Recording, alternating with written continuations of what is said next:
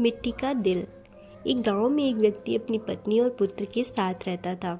जहां वह और उसकी पत्नी नम्र स्वभाव के थे, वहीं उनका पुत्र बहुत गुस्सैल था।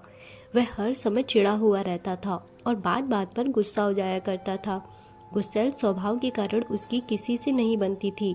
आए दिन उसका आस पड़ोस के लोगों से झगड़ा होता रहता था। उसे कोई पसंद नहीं करता था, उसके कोई दोस्त नहीं थे। माता पिता अपने पुत्र को लेकर चिंतित थे। वे चाहते थे कि उसके स्वभाव में परिवर्तन आ जाए, लेकिन लाख समझाने पर भी उसका गुस्सा जस का तस रहा। एक दिन गांव में एक सन्यासी का आगमन हुआ। वह विचित्र तरीके से लोगों के जीवन में सकारात्मक परिवर्तन लाने के लिए लोकप्रिय थे। जब माता पिता ने उनके बारे में सुना तो अपने पुत्र को लेकर उनके पास पहुंचे और बोले, बाबा, ये हमारा पुत्र है। समस्या ये है कि इसे गुस्सा बहुत आता है। गुस्से पर इसका कोई नियंत्रण नहीं है। ये हर किसी से लड़ पड़ता है। हमारे समझाने का भी इस पर कोई असर नहीं होता। आप कुछ ऐसा करें कि ये गुस्सा करना ही छोड़ दे। सन्यासी ने कहा, ऐसा करो, आप अपने पुत्र को आज दिन भर के लिए मेरे पास छोड़ जाओ। माता पिता ने वैसा ही किया। वे अपने पुत्र को सन्यासी के पास छोड़कर घर चले गए। सन्यासी ने लड़के से कहा, पुत्र, मैं तुम्हें एक काम देता हूँ, क्या तुम वह करोगे? लड़का भी अपने गुस्से से परेशान था और चाहता था कि उसकी यह आदत छूट जाए। वह बोला, यदि आपके दिए हुए काम से मेरा गुस्सा करने की आदत छूट जाएगी तो जरूर करूँगा। सन्यासी उसकी बात पर मुस्कुराए और बोले, मैं प्रयास कर रहा हूँ पुत्र, तुम भी मेरा साथ दो। जाओ, चिकनी मिट्टी के 2 ढेर तैयार करो। लड़के ने वैसा ही किया। तब सन्यासी ने कहा, अब इस मिट्टी को 2 दिल तैयार करो। लड़के ने यह काम कुछ अजीब लगा, लेकिन वह सन्यासी की बात मानकर मिट्टी के 2 दिल तैयार करने लगा। मिट्टी बनाते समय कई बार उसके मन में कई बार झुंझलाहट आई। वह सोचने लगा कि मैं यहाँ अपनी गुस्सा करने की आदत छोड़ने आया हूँ और इस सन्यासी ने मुझे किस काम में लगा दिया। इस तरह तो मेरा गुस्सा खत्म होने की जगह बढ़ जाएगा। लेकिन उसने किसी तरह काम करना जारी रखा और मिट्टी के 2 दिल तैयार कर लिए। वह उन 2 दिलों को लेकर सन्यासी के पास गया और बोला, बाबा, ये रहे मिट्टी के 2 दिल, मैंने आपका काम कर दिया है। अब मैं जिस उद्देश्य के लिए माता पिता ने मुझे आपके पास भेजा है उस पर आइए, उसके लिए कुछ कीजिए। सन्यासी बोला, मैं अच्छी तरह जानता हूँ पुत्र कि तुम यहाँ क्यों आए हो। पहले मेरा यह काम कर दो, फिर मैं तुम्हारे गुस्से के लिए कुछ करता हूँ। बताइए अब क्या करना है? लड़का मन मार कर बोला, इस एक मिट्टी के दिल को लेकर कुम्हार के पास जाओ और उससे कहकर इसे भट्टी में अच्छी तरह तपाकर वापस ले आओ। लड़का कुम्हार से उस मिट्टी के दिल को तपाकर वापस सन्यासी के पास ले आया। तब सन्यासी ने उससे कहा, अब इस दिल को जो चाहे रंग भर दो। लड़के ने उस दिल को लाल रंग से रंग दिया। रंग चढ़ाने के बाद वह दिल बहुत सुंदर नजर आने लगा।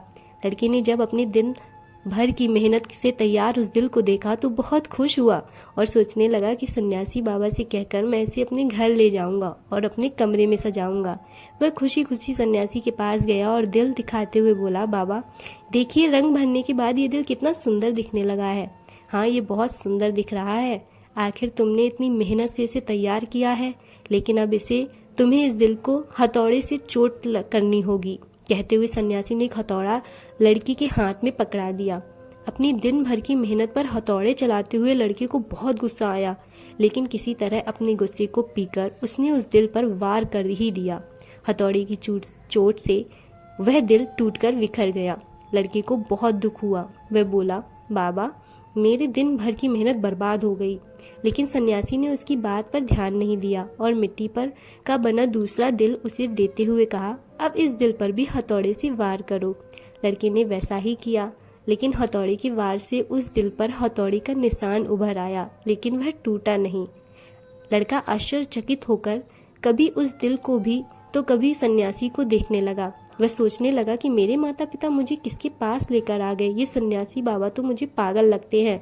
वह बोला, मेरा पूरा दिन यहाँ बेकार के काम में चला गया। अब मैं यहाँ एक क्षण भी नहीं रुकने वाला। मैं जा रहा हूँ। ठहरो, सन्यासी ने उसे रोका। आज दिन भर तुमने जो काम किया उसका वास्तविक अर्थ तो समझते जाओ। लड़का ठिठक गया।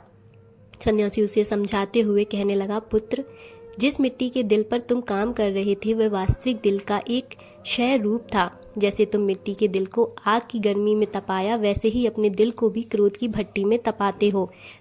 तुम्हें ऐसा लगता है कि तुम इस तरह इस दुनिया के सामने मजबूती से खड़े हो, लेकिन ऐसा नहीं है। जीवन रूपी हथौड़े का एक बार भी तुम्हारे कठोर को चुका दिल झेल नहीं पाएगा और चकनाचूर हो जाएगा। ऐसे में तुम संभल नहीं पाओगे जीवन के दुख दर्द को सहन करने की। तुम्हें अपना दिल नरम करना होगा।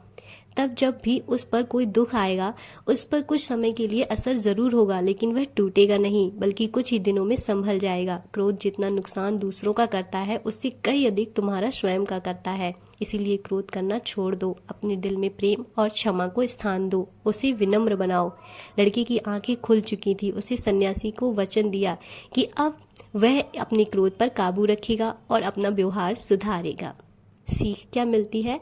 क्रोध कितना नुकसान दूसरों को करता है, उससे कहीं अधिक तुम्हारा स्वयं का करता है। इसीलिए क्रोध करना छोड़ दो। अपने दिल में प्रेम और क्षमा को स्थान दो। उसे विनम्र बनाओ।